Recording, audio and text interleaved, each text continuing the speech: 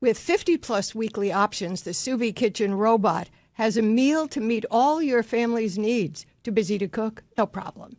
Just don't feel like making dinner? You're covered. Need to eat when you walk right through the door? Sure thing. And here's the best news. Right now, Sous Vide is having its biggest sale ever. From easy family feasts to Sunday suppers, takeout favorites, and even date night dinners, complete with chocolate soufflé. There's nothing your sous vide can't do. With sous vide, you just scan a recipe, pop in your meal, and enjoy your day. Meals are ready when you are, thanks to the built-in refrigeration that keeps ingredients safely cooled until it's time to start the cooking. Sous Vide's Black Friday sale is going on now. Save $150 off your own sous vide, plus get 16 free meals for two during their best sale ever. Don't miss out. Go to sousvide.com/Dr. Laura. That's SUVIE.com/Dr. Laura. We both had burial plots next to our deceased spouses, which will now be empty. This has caused a rift between my husband and his children. There resulted bad words between them. Daughter asked him, "But what about Mom?" His son messaged me personally to tell me he never did like me, and that he hopes we both rot in hell. It's a little overly dramatic for the situation.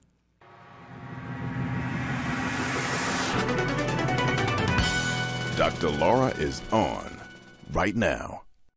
First thing I want to do is it's Ask Dr. Laura. It's not a quickie. It's a medium-y, but that's okay.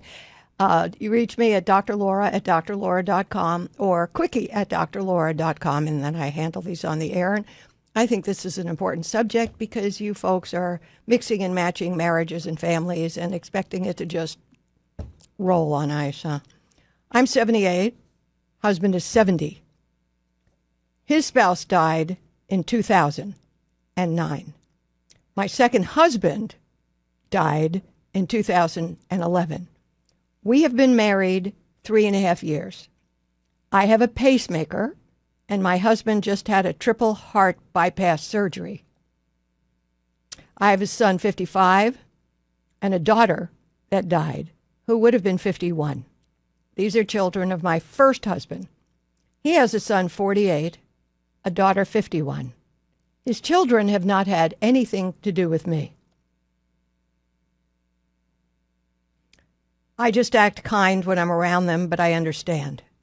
My son doesn't seem to have a problem with us. My husband and I have decided we want to be buried next to each other. We both had burial plots next to our deceased spouses, which will now be empty. This has caused a rift between my husband and his children. There resulted bad words between them. Daughter asked him, "But what about Mom?" His son messaged me personally to tell me he never did like me, and that he hopes we both rot in hell. It's a little overly dramatic for the situation. Are we being cruel and hurtful to his children? Is it okay for us to be buried together? I think he made a mistake. For his sake, sounds like he was married a very, very long time, and their mother died. And for all eternity, they feel comforted that Dad will now be back with Mom for all eternity. What difference does it really make to you? It's only been 3.5 years. I mean, unless you think that when you're dead, you're totally aware of where you are, which I'm not sure anybody thinks. I wish you had not done this, and I hope you two will change your minds. This is a short marriage, and you two have serious heart problems, and I'm worried that it's not going to be too long before one or both of you passes. I hate to be so matter-of-factly about it, but come on. And to cause his kids this much pain and disappointment and hurt, does it make you feel better? You really care? Really? Do you really care where you're buried? It's not like you'll know about it, right? I'm thinking about it, but, I regret. I suggest you undo it. My number, 1-800-375-2872. Kim, welcome to the program. Thank you for taking my call. My pleasure. I am calling. My question is, I have a 26-year-old daughter who, after we had a pretty rough Christmas a couple years back, has decided to limit her interactions with me and has started. Whoa. I don't think mothers and daughters separate because of one event. So, from my perspective, why don't you do it from her perspective? Okay. Do your best. After this Christmas. Did you hear what I said? I said I don't think mothers and daughters separate on one event. So, very often what happens, there's problems, and then one bad event happens and the whole thing goes. So, lead me up to that Christmas. Take me back. Well, so growing up, I really thought that we were close. Like, I remember saying, okay, you're not being helpful. Again, don't think about it from your perspective. Try to think about it from hers.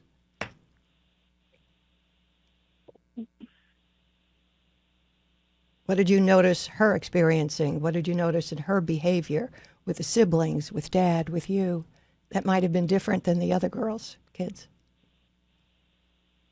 Honestly, nothing. Okay, nothing. Like, so this is all about one event on a Christmas. Well, it must have been cataclysmic. You must have killed her dog. It was. Okay, so tell me what happened on that Christmas that made it a daughter very close to her mother, very loving and caring relationship, blow you out of the water. What is the event that had that much power?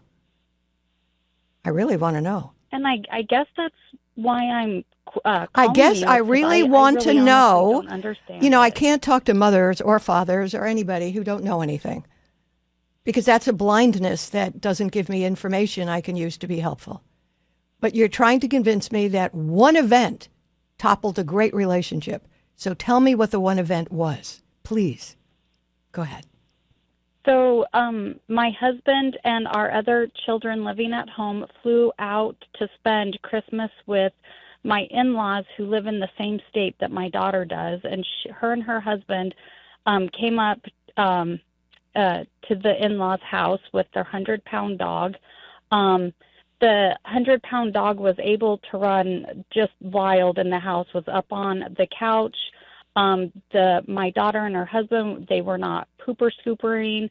The in-laws were getting pretty upset at the dog. And then my other child, my youngest child, who was 5 at the time, the dog bit. And so at that time, significant enough that, no, it didn't need stitches, but he was bleeding. So at that point, I asked my daughter and her husband that they, it was time for them to go back home. And they lived about 2 hours away from my in-law. Mm-hmm. And from that point on, the relationship was okay. I contend your daughter was a brat before that. I contend you're in such denial because nobody could stand there and watch their dog go crazy in somebody else's house and bite their kid, their brother, and not have any reaction or sense of responsibility. The kind of person who could do that is a person who's already been a pain in the ass. So maybe your time for denial is gone. Either that or she has a brain tumor or is on drugs that has changed her personality so much. So I'll entertain a brain tumor, which is changing her personality, or drugs, which change a person's personality, or you have to stop being in denial. I'll let you think about that. Because instead of being sad that she's not talking to you, you should have drop-kicked her instantly. My number, 1-800-375. So many parents are in denial about what their kids really are. Lee, welcome to the program. Hello, Dr. Laura. Thank you for taking my call. You're welcome. I'm tag teaming on the last conversation that you just had with the 84-year-old mother and, needing assistance. And I've been providing my 84-year-old mother as much assistance as I can. I live 2,000 miles away from her. My sister lives 1,000 miles in the other direction. And we're trying to help her. And how are you helping? I don't understand how. I don't know that I would have any ability to help a person 1,000 or 2,000 miles away. You're better than I am. How would you do that? I make a lot of phone calls for her. Oh, that's helping? Trying to make sure. That's not helping. Yes, because she's okay. That's not helping. Don't use the word helping. Helping is when you're, taking out the garbage, making dinner. Okay. So what was your question? I didn't let you finish. Go ahead. Sorry. Trying to get her set up on some programs that might be able to assist her since we're not there physically to assist her. I'm sorry. And she's just I don't know how I can help you change somebody's mind about something. I mean, okay. If you guys want to move her closer to you or you guys move closer to her, but if she doesn't want to do something, she's not going to do it, and that's the end of it. So I'm afraid I can't be more helpful than that. But like you were saying, you should have compassion to want to. Compassion is a feeling. It does not mean you call somebody and nag them every day about how they're living their lives. Okay. That's annoyance. Well, it's even spelled differently. Okay. My question is what point do I say I'm done? Because done with what? Stop nagging her. I'm not nagging her. Yes, you are. If you're telling her things to do and she's not doing them, you're nagging her. If she's of sound mind, bug off. If she's not of sound mind, then one of you better get in a plane and be there and take her to a court and take over full responsibility. But if she's of sound mind, then stop bugging her. She calls and asks for us to do this for her. Do what? Me, and then when I do I don't understand that. And I asked. Calls. She calls to ask you to make phone calls. Yes, because she has hearing issues. Get her hearing aids. I'm wearing hearing aids. And tell her I'll buy you a pair of hearing aids, but I'm not going to make phone calls for you. Not going to do that, Mom, but I will get you hearing aids. If that's the reason you're not making calls. She has them. Ma'am? She has them. Okay, can we stop this? Yeah. Stop. Just stop. Mm-hmm. Just stop. Mom, wear your hearing aids because I'm not going to make the calls. Okay. You need to be responsible for that yourself. Because you know exactly what you want and don't want, so you need to be making these calls. Okay. I mean, if it was that easy, I would be happy. It is that easy because then you don't make the calls. It is easy. You don't make the calls. Okay. She will eventually have to. Basic psychology. If she really wanted help, she'd live closer to one or both of you. But you can't live close to both of you because you're out. Yeah. My number, 1-800-375-2872. See, a lot of you get annoyed when you try to make lines in the sand and the other person isn't cooperative and you go, see, I tried. Well, you gave an ultimatum. You need to get the hearing aids because I'm not going to make the calls, and then you don't make the calls. That's it. Then it's over. She can call and ask for it again and say, Mom, you've got the hearing aids.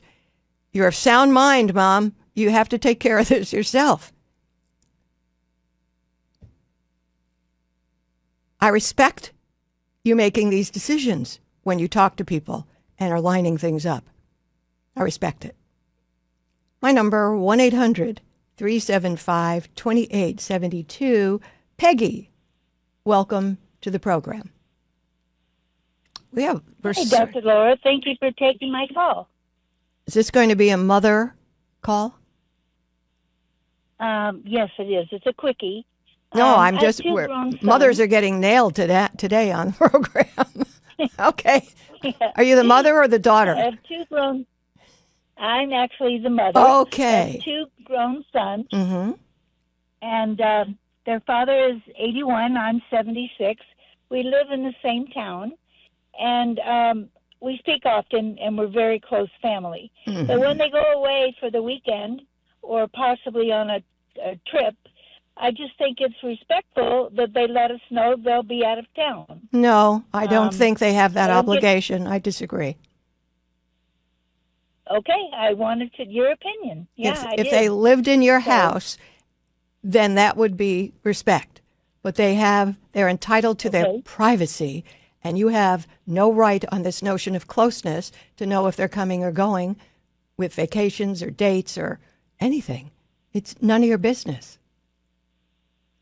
But even if they would be the first ones we would call if we had a medical emergency? Well, make somebody else be responsible for the medical emergency. Wear one of those things around your neck where you can press a button, or call 911.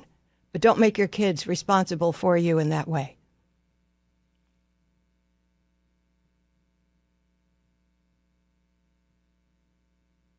That got you quiet. You didn't like that. Okay. You're still seething over that, maybe? Yeah, no. Mother birds don't keep a string between them and the babies. Humans do that. Make their kids feel guiltily responsible. My number, 1-800-375-2872. Going to take a break. Come right back. I always say I can't cure normal. Collagen loss? Unfortunately, it's normal. But it's also the number one reason you start to feel older, stiffer, and more tired. It begins in your 20s, skyrockets after 40. By age 50, you're likely producing only half of what you used to. Here's the good news. Native Path Collagen can help restore what time is stealing. 2 scoops a day delivers 18 grams of pure bioavailable protein. Support healthy cartilage, increase bone density, skin elasticity, strong hair, nails, even better digestion. It's flavorless and tested for absolute purity. And right now, you can lock in a special bundle deal at a fraction of the retail price, plus free shipping. So don't wait. Supplies move fast. Go to getnativepath.com/Dr. Laura. That's getnativepath.com/Dr. Laura. Feel it. See it. Start your transformation today. Mm-hmm. Ray, welcome to the program. Hi, Dr. Laura. Hi. Thank you for taking the call. My pleasure. What's going on? Thank you. Well, I am the oldest of 3 children, and I have my mother who's going to have her 93rd birthday next month. So I wanted to host a nice party for the entire family, my siblings, my children, her brothers, her sisters, as many people as I could get that love my mom. She's got brothers and sisters at that age? Wow, longevity in that family. Well, yes. Kind of blessed. I mean, really blessed. And my mother, she lives alone. She lives in her own home, takes care of everything, does everything herself. It's just a remarkable situation. Yeah. Wow. And I love my mother dearly, dearly. And so that's the reason I wanted to have this party, because I don't know how many more we're going to have at this age. So everybody's pretty much coming except my 2 sisters. They say they don't want to come because they don't attend large crowds. Okay, let it go. It's not really a large crowd. Let it go. Let it go. Let it go. Let it You're go. doing a beautiful thing. Your two sisters are weirdos. Just let it go. Don't think about it anymore. There are going to be a lot of nice, loving, kind people there. Okay. All right. Well, that sums it up pretty easily. We're not going to take an attendance list count off. Don't worry about it. She'll be surrounded. And if they're that weird and have such anxiety or nonsense, she already knows that. So she won't be surprised. Well, that's interesting you say that because she does know it. You're right. Yeah, then leave it alone. And I don't know how you do it, but you usually hit it right on the head every time. It scares me, too. All right. All right, Dr. Laura. Thank you. You're very welcome. And, I appreciate your call. Thank you. And happy birthday to your mother. And I want to do the email of the day. And to send an email of the day, it's drlaura@drlaura.com. Before I read this, I would like to entreaty, let's get off Mothers We Can't Stand today and talk about something else. Okay? So if you're having any situations with anybody else besides your mother, give me a call. I think I've OD'd on difficult mothers. Okay? Forget about it. Okay. I recently heard a call with a woman complaining that her daughter wouldn't let her kiss her grandbaby on the forehead. She seemed negative and to not have much remorse for her bad attitude. I think she was being a disrespectful grandma. My daughter and I have had a complicated relationship throughout the years. When she had her son, I told her, I'm your mother. I took care of you, and as the mother of your baby, you take care of him. Whatever my daughter and her husband says goes, no questions asked. Our relationship has gotten stronger and less complicated since I became respectful grandma. Thanks for all you do, Deborah. Well, this is very nice to hear, and I totally agree with your attitude, but I've got to say there was more to that call, and the daughter was being really weird. Okay. Really weird. All right. With the holidays coming up, I thought this would be an interesting quickie to read to you. I have 4 kids, ages 29, 19, 15, and 14. My 29-year-old lives on her own. My 19-year-old lives at home and works and goes to school. The 15 and 14 are minors and live at home. And here's the question. Should I spend the same amount of money on each kid at Christmas? No. Of course not. No. Get them something they could use and enjoy. You don't make it equal financially. That's kind of, no. I don't know why you're putting that on you. And for 29 years, you've had kids. So I'm just wondering, what did you do before this Christmas? Just wondering what you did before this Christmas that you're asking this. All of a sudden. No. Somebody might get something that's very inexpensive. Somebody might get something you made for them that they would enjoy. Somebody may have wanted books or tickets to a play. No. You get what you know they would enjoy. And if you raised your kids right, they won't be comparing. If you raised your kids right, won't be comparing. My number, 1-800-375-2872. I'm going to read another quickie, and I file them. Okay, I have a 2-year-old. Oh, yes, I read this, and okay. I have a 2-year-old granddaughter living with me. Her parents are living with me. A whole nother story. My corgi has sarcoma, that's a cancer, and has tumors in various places on her body. They're painful to touch. Otherwise, she is comfortable. But if the baby, well, it's not a baby, it's a toddler, 2-year-old, touches her accidentally, she starts to snap. So after talking with a vet, she really needs to be put down. I assume you mean the corgi. It's bad enough for me, but how do we explain it to the 2-year-old? I would have done it in my home for the comfort of my dog, who hates going in the car. We talked about using a tranquilizer to overdose her and just let her go in their sleep so there wouldn't be any outward trauma. My daughter and I have talked about setting a date, but now it seems it needs to be sooner for the safety of the 2-year-old. What can I do to get everyone through it? Do not kill the dog. If the dog seems to be comfortable and is not suffering and is not spending its time in pain, that would be the only reason to put your dog down, for the sake of your dog. If you're putting her down because of the inconvenience of the 2-year-old, then I suggest you put one of those child gates up so the 2-year-old can't get near the dog. That's it. Train the 2-year-old. When you touch the dog, it hurts. Don't touch the dog. It hurts the dog. Be like if I pinched you and pinch her and say, that's what it feels like to the dog, so don't touch the dog. Talk to the dog across the room. Do not touch the dog. And then you observe that for a while and see if that's working.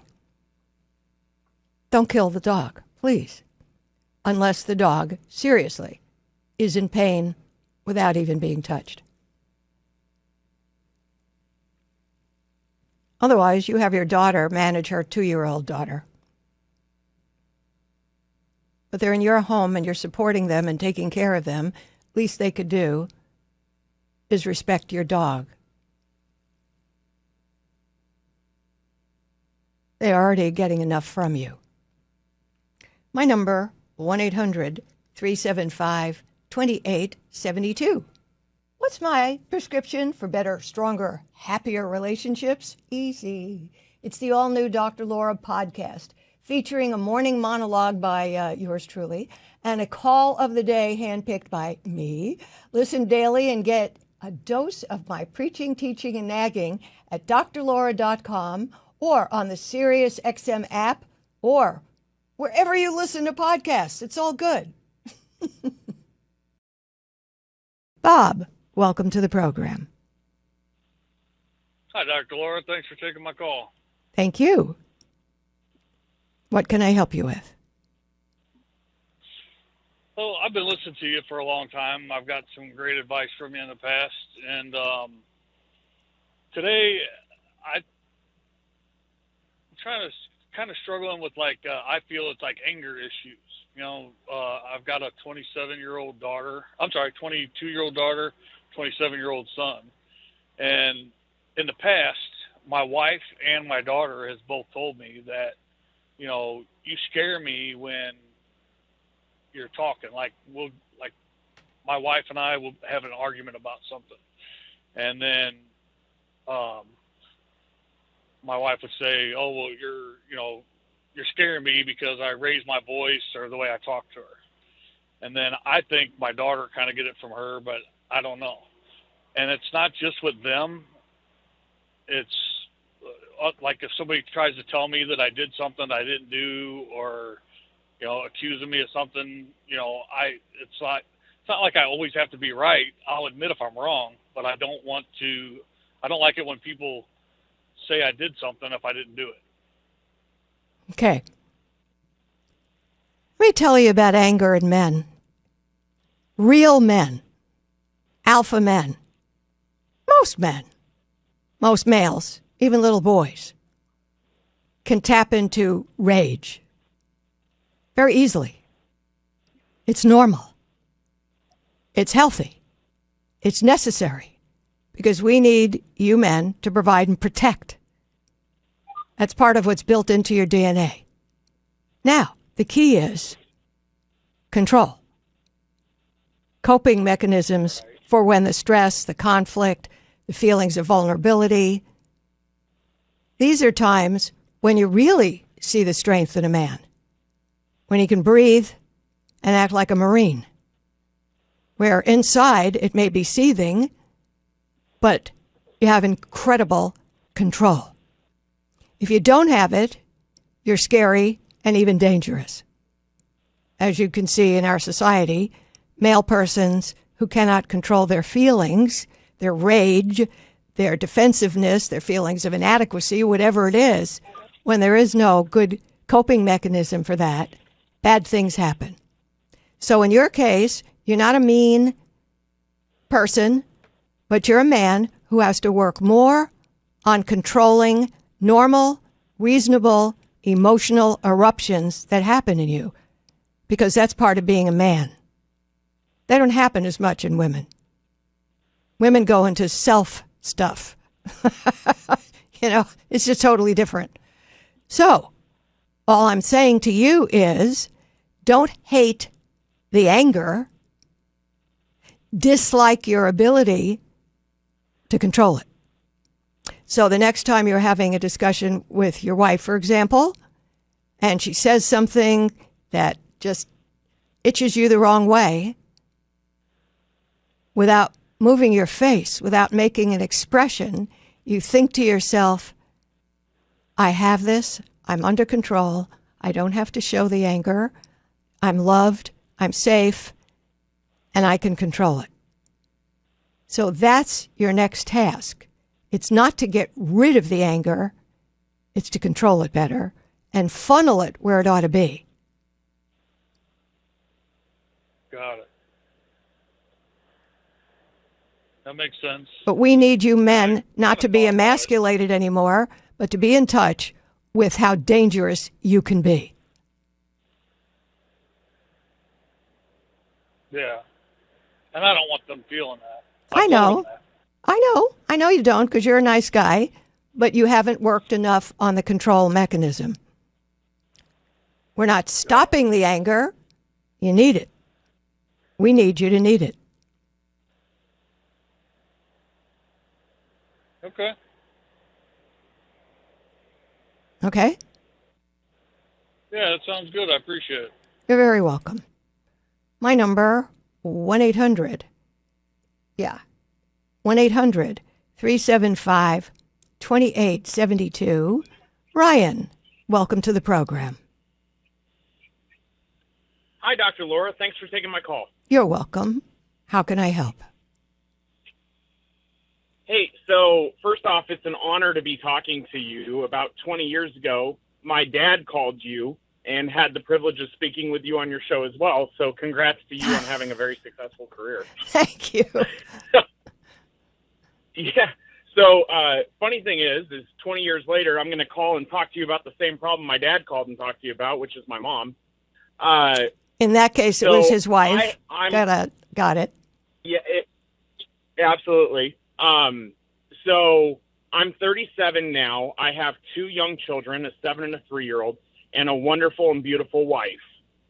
And my mom, I'll try to get to the point here, and I'll answer whatever you got for me. But my mom has caused several trespasses against my wife since we've been in a relationship, and this is common for her. And one of the things that I feel bad about is that my dad passed away about 10, 15 years ago. And so my mom is my last really relative that I have to bring to my children. And I am in a position where I am trying That's very romantic thought. But your children don't need unpleasantry brought into their lives because there's DNA and generations. Your first priority is not bringing relatives to your children. It's protecting your wife. And nobody should be allowed to hurt, be dangerous, be destructive to your woman, even your mother. Amen. So that means minimizing contact. And if she does or says anything that you know about, to call her up on it and say, that's a no. My wife comes first. I'm sorry you did that, but you're going to have to make it up or we're just not going to be in each other's company for quite a while. You're going to have to man up here because your father stuck you with her. Yeah. He apologized for it in all fairness. Yeah, but I don't want you apologizing for it with your wife or kids. You understand me? Yes, ma'am. So minimize contact and call her up on it when it happens, should it happen, and then make few and far between. My number here is 1-800-376. I'm sorry. I'm looking right at the number, and I said 6 when it's a 5. 375-2872. Cliff, welcome to the program. Hi, I'm pretty nervous. I've been listening to you for like 30 years. So. Thank you. And I did a lot of things wrong. Oh, well. Anyway, my daughter died. My youngest daughter out of 5 kids died 2 years ago, and I'm raising her granddaughter. I mean, my granddaughter, her daughter. She was 5 when she died, and she. Well, where's the dad of this child? Where's the dad? We never knew the dad. Oh, great. Okay. All right. Mm-hmm. Are you married? Yeah, Are you married to Grandma? Nope, not married. I've been divorced a lot, so I stayed this time. I'm not going to have a relationship. My question was, what advice can you give me, because she doesn't have a mother, that I could do to help that part? As many female relatives as possible, no dating, no girlfriends, none of that nonsense. Because those are temporary and not specific to caring about this child. So as many women relatives as you can muster up, muster. If it means you have to move, do it. And I'm so sorry. So sorry your daughter just fooled around, so there's no dad we can tap into. I'm sorry she passed. I'm sorry you're not happily married to provide a grandma. I mean, all these relationships that don't happen leave a child unprotected. But I appreciate your call. And that's the end of today. So that was interesting. You folks answered 2 different questions, and then we just opened it up. I might do that again tomorrow. I don't know. Depends how I feel. Meanwhile, subscribe to our YouTube channel at youtube.com/Dr. Laura. Like the videos, leave a comment, and be sure to hit the notification bell so you'll know when we're bothering you with a new drop-in. You know how this works. Now go do the right thing. Every family has a few turkeys. If you're starting to get anxious about spending the holiday with yours, don't fret. I'm here, ready to talk you through whatever stress might be bubbling up. So put your mental health at the top of your to-do list and give me a call at 1-800-Dr. Laura, or schedule a time to talk on air. Go to drlaura.com, make an appointment to join me on air. I'm live every Monday through Thursday, 11 a.m. to 2 p.m. Pacific Time, 2 to 5 Eastern, on SiriusXM Triumph Channel 1, 2, 3.